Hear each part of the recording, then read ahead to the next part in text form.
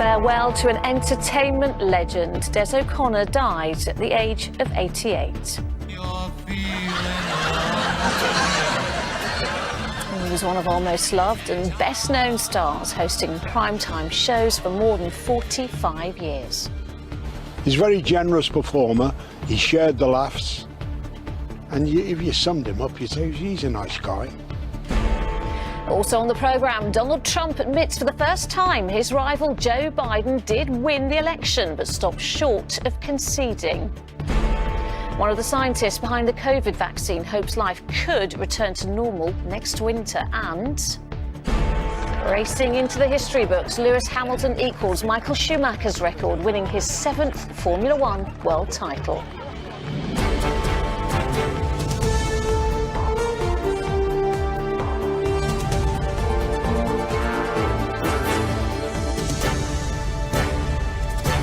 This is ITV News with Lucrezia Millarini.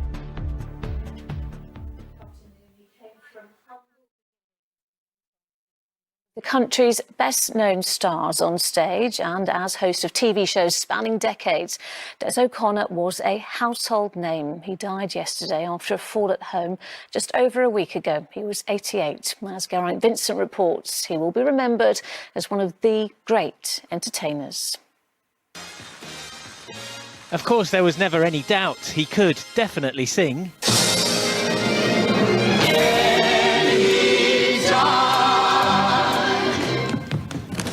But with Des O'Connor, the laugh was never far away. Des O'Connor's name was up in lights on Britain's television screens for decades. His was a life in show business, which began in poverty in pre-war East London.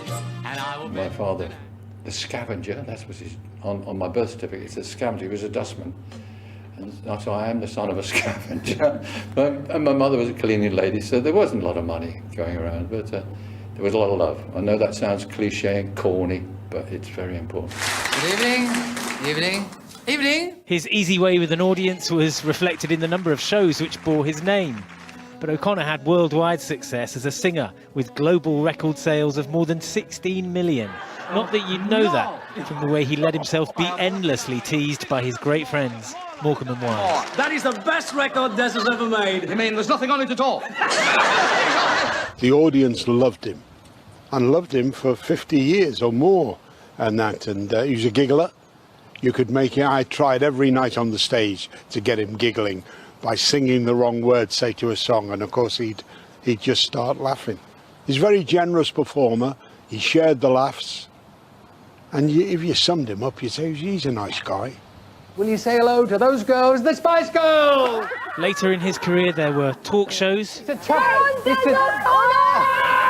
and then daytime television. The networks always found a space for him. I have not done a day's work in my life, not since I came into show business.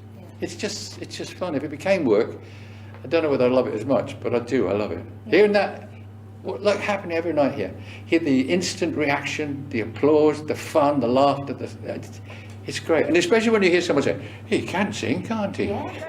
O'Connor had been divorced 3 times and had 4 children before he married Jodie Brooke Wilson, who gave birth to their son when Des was in his 70s. Jodie said to the guy, Bill, that's his name, Bill, she said he's never been to a scan before, meaning me, and I said to him, they weren't invented. I'll never forgive myself for giving myself a hang-up over you. Des O'Connor never took himself too seriously, but he was deadly serious about making sure his audiences had fun, and generations of them loved him for it. Spell made everything gel and managed to sell my simple sobbing heart. It was love. I'll never forgive you. Des O'Connor, who died yesterday. And tributes are also being paid to former England, Liverpool and Tottenham goalkeeper Ray Clemence, who has died at the age of 72. He won 5 league titles and 3 European Cups with Liverpool between 1967 and 1981, and also lifted the FA Cup, League Cup and 2 UEFA Cups during his time at Anfield. Sir Kenny Dalglish described him as a true legend. President Trump, for a moment today, appeared to concede that he had lost the election before quickly correcting himself and saying he hadn't conceded. Well, it comes as Washington is left taking stock after a night of disruption on the streets, as our correspondent Robert Moore witnessed.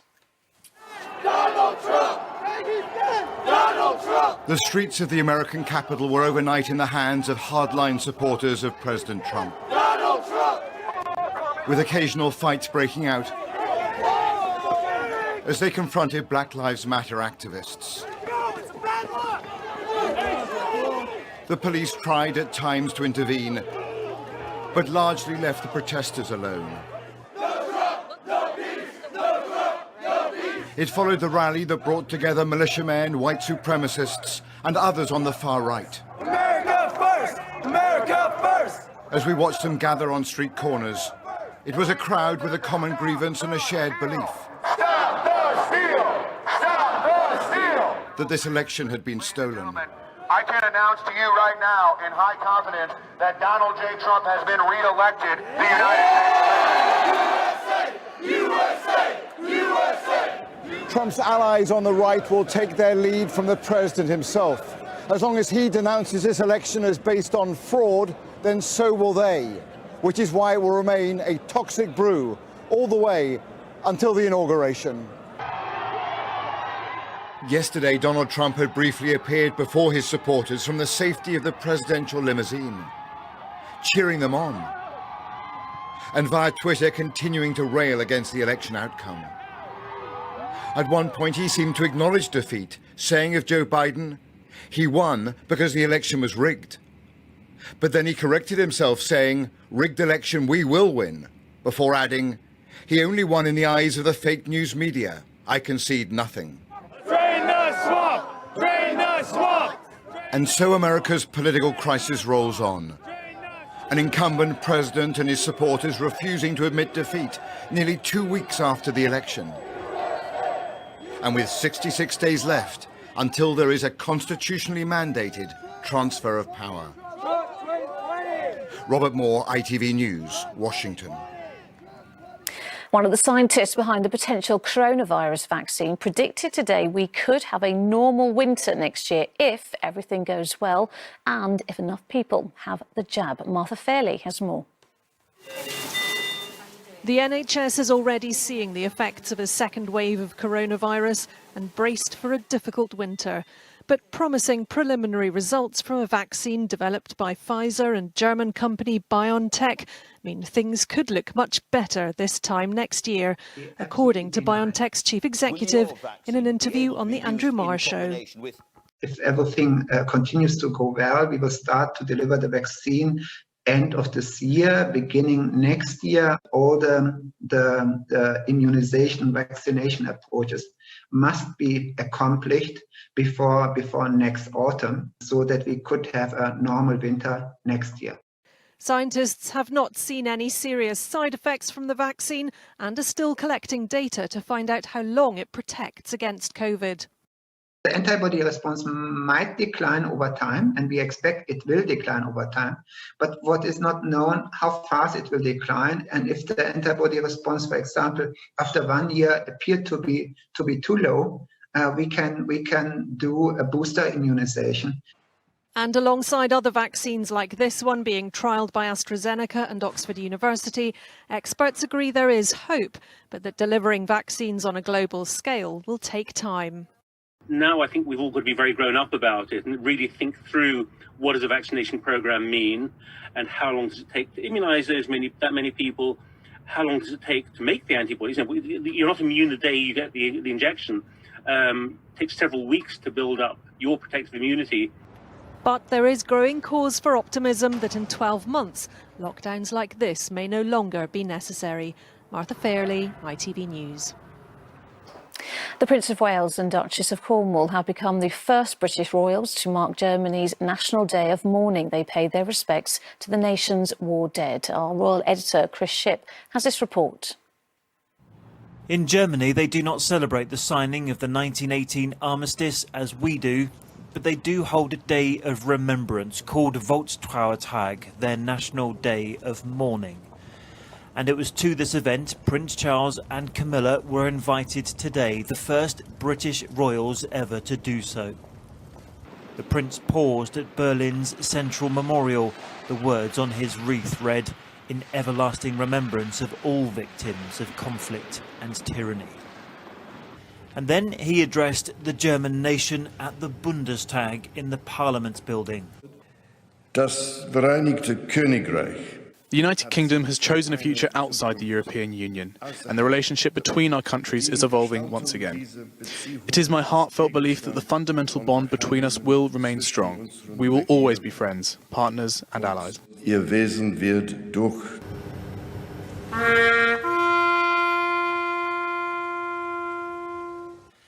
And then in the Reichstag building that once the Allied forces had tried to bomb, they stood in silence and listened to a soldier of the Welsh Guards playing a British military tradition, the Last Post. Chris Ship, ITV News. And that's it. I'm back at 10:40. Bye-bye.